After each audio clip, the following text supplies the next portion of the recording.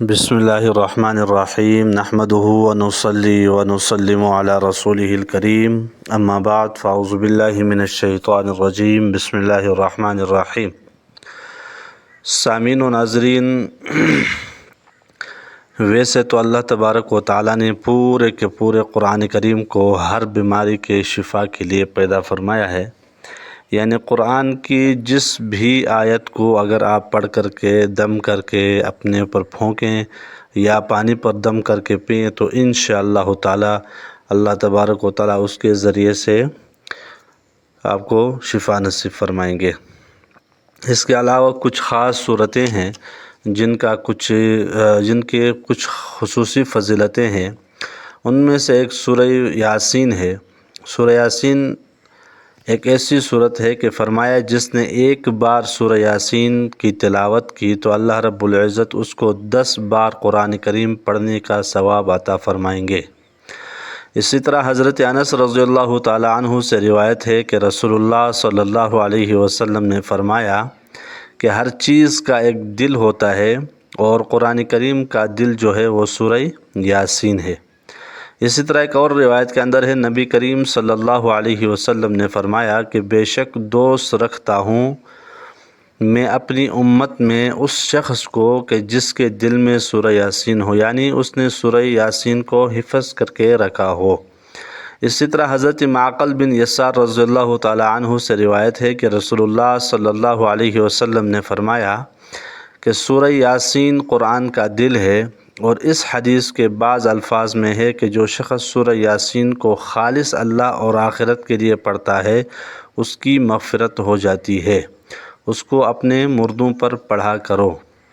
ٹھیک ہے۔ امام غزالی رحمۃ اللہ تعالی علیہ فرماتے ہیں کہ سورہ یاسین کو قلب قرآن فرمانے کی یہ وجہ ہو سکتی ہے کہ اس صورت میں قیامت اور حشر نشر کے مضامین تفصیل سے بیان ہوئے ہیں، اور اصولی ایمان میں سے عقیدہ آخرت وہ چیز ہے جس پر انسان کے اعمال کا دار و مدار ہے۔ خوف خدا اور فکر آخرت ہی انسان کو عمل صالح کے لیے مستعد کرتا ہے، اور وہی اس کو ناجائز خواہشات اور حرام کاری سے روکتا ہے۔ تو جس طرح بدن کی صحت کے قلب کی صحت پر موقوف ہے، اسی طرح ایمان کی صحت فکر آخرت پر موقوف ہے۔ اس صورت کا نام جیسا سورہ یاسین معروف ہے یعنی مشہور ہے، اسی طرح ایک حدیث میں اس کا نام عظیمہ بھی آیا ہے۔ ٹھیک ہے۔ ایک حدیث میں ہے کہ اس صورت کا نام تورات میں معمہ ہے، یعنی اپنے پڑھنے والوں کے لیے دنیا و آخرت کی خیرات و برکات عام کرنے والی، اور اس کا نام شریف بھی آیا ہے، اور فرمایا کہ قیامت کے روز اس کی شفاعت قبیلہ ربیعہ کے لوگوں سے بھی زیادہ قبول ہوگی۔ ٹھیک ہے۔ بعض روایت میں اس کا نام مدافعہ بھی آیا ہے، یعنی اپنے پڑھنے والے سے بلاؤں کو دفع کرنے والی، اور بعض میں اس کا نام قاضیہ بھی مذکور ہے، یعنی حاجات کو پورا کرنے والی۔ حضرت ابو ذر رضی اللہ تعالی عنہ سے روایت ہے کہ جس مرنے والے کے پاس سورہ یاسین پڑھی جائے تو اس کی موت کے وقت آسانی ہو جاتی ہے۔ اور اسی طرح ایک دوسرے روایت کے اندر ہے، حضرت عبداللہ بن زبیر رضی اللہ تعالی عنہ فرماتے ہیں کہ جو شخص سورہ یاسین کو اپنی حاجت کے آگے کر دے تو اس کی حاجت پوری ہو جاتی ہے۔ یحییٰ بن کثیر نے فرمایا کہ جو شخص صبح کو سورہ یاسین پڑھ لے وہ شام تک خوشی اور آرام سے رہے گا، اور جو شام کو پڑھ لے تو صبح تک خوشی میں رہے گا۔ اور فرمایا کہ مجھے یہ بات ایسے شخص نے بتائی ہے جس نے اس کا تجربہ کیا ہے۔ حضرت مولانا اشرف علی تھانوی رحمۃ اللہ تعالی علیہ اعمال قرآنی میں لکھتے ہیں کہ سورہ یاسین کے عجیب و غریب فوائد ہیں۔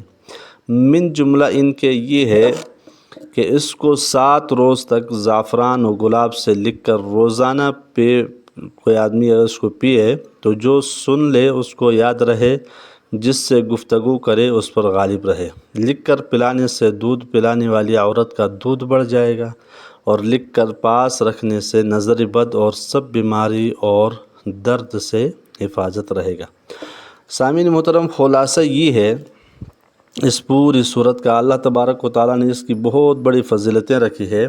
اس کے مختلف نام آئے ہیں، لیکن یہ سب سے زیادہ مؤثر اس کے لیے ہے کہ جو بھی شخص اس کو پابندی کے ساتھ جو شخص اس کو پڑھتا ہے تو وہ کبھی تنگی رزق کی شکایت نہیں کرے گا.